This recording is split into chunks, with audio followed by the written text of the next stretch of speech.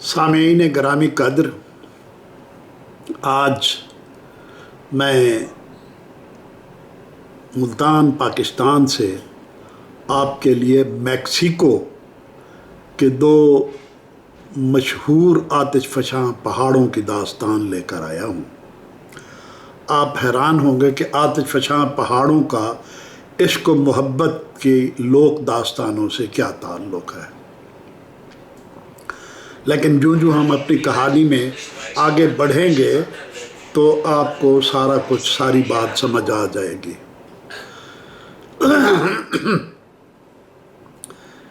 اس کہانی کا نام اسٹاکسی وٹل اور پوپو کاٹے پیٹل، جنہیں ہم اسٹا اور پوپو کہیں گے۔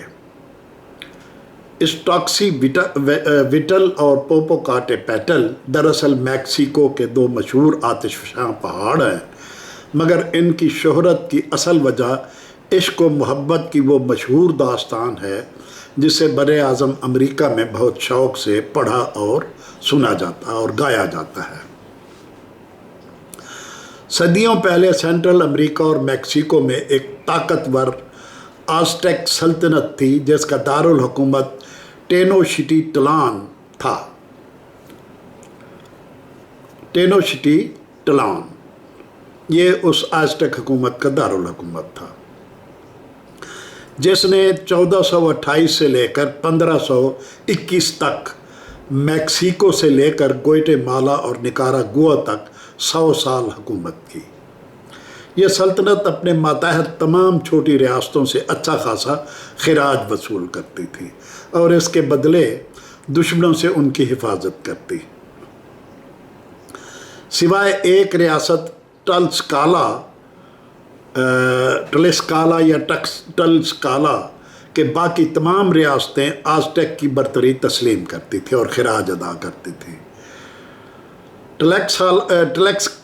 ٹلسکالا، ایک تو نام ان کے اس طرح کے ہوتے ہیں، ٹلسکالا کے بادشاہ نے آزٹیک والوں کے سامنے سر جھکانے سے انکار کر دیا، چنانچہ دونوں میں ہر وقت کشمکش اور جنگ کی حالت برقرار رہتی، سرد جنگ کی۔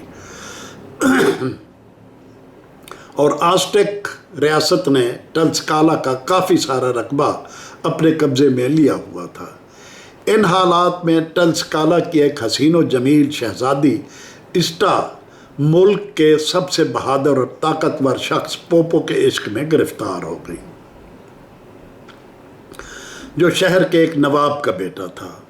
دلیر اور جنگجو پوپو نے شہر کے معززین کی معرفت بادشاہ سے شہزادی کا ہاتھ شادی کے لیے مانگ لیا۔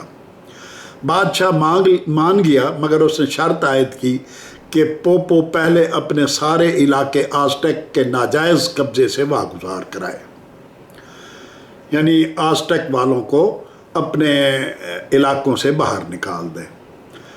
جب ملک کو آزٹیک پر فتح حاصل ہو جائے گی اور دونوں کی شادی کر دی جائے گی۔ چنانچہ پوپو سرکاری فوج لے کر اپنے مقبوضہ علاقے آزٹیک سے چھڑانے کی مہم پر اوکساکا نکل پڑا اور اسٹا سے وعدہ کر کے گیا کہ وہ عنقریب کامیاب و کامران لوٹ آئے گا۔ اسٹا نے اسے اپنی آنسوؤں کے آنچل میں رخصت کیا اور کامیابی کے لیے دن رات دعاؤں میں لگ گئی۔ ٹلسکالا کی فوج نے پوپو کی سرکردگی میں اپنے علاقے آزٹیک فوج سے چھڑانے کے لیے ایک طویل اور خون ریز جنگ لڑی، جس میں سینکڑوں جانبازوں نے ملک و ملت کے لیے اپنی جانیں قربان کر دی اور بالآخر اپنے سارے علاقے دشمنوں کو شکست دے کر واگزار کرا لیے۔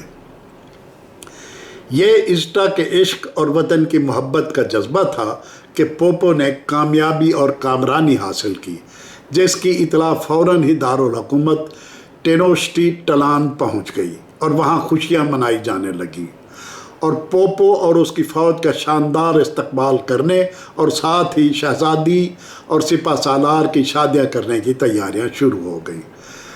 مگر بدقسمتی سے اسٹا کا ایک کزن شہزادہ خود اسٹا سے شادی کرنا چاہتا تھا उसने अपने गुमाश्तों को भेजकर शहर में ये अफवाह फैला दी कि जब फातेह फौज वापस आ रही थी तो दुश्मन ने घात लगाकर पोपो को शहीद कर दिया।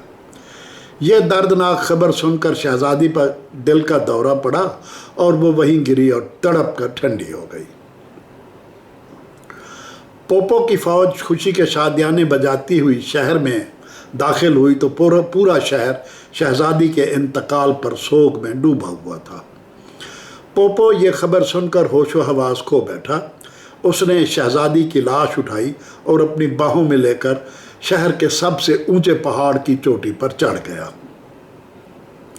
उसने अंधेरे में एक मशल रोशन की, शहजादी की लाश एक चट्टान पर रख कर देवताओं के सामने सजदा रेज होकर गिड़गिड़ा कर दुआ मांगी कि वो हमेशा उसे अपनी इष्टा के साथ रखे। देवताओं ने उसकी दुआ कबूल कर ली और दोनों को आमने सामने दो पहाड़ों का वजूद अता कर दिया।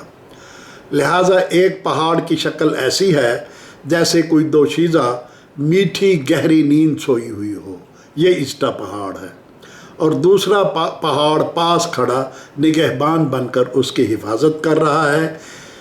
इनकी मोहब्बत की यादगार के तौर पर पोपो पहाड़ की मशल से आज तक धुआं निकल रहा है। मकामी तौर पर इष्टा का मतलब सफ़ेद औरत, दी वाइट वुमेन, और पोपो का मतलब सुलगता पहाड़, द स्मोकिंग माउंटेन है। दोनों पहाड़ वादी मेक्सिको से साफ नज़र आते हैं।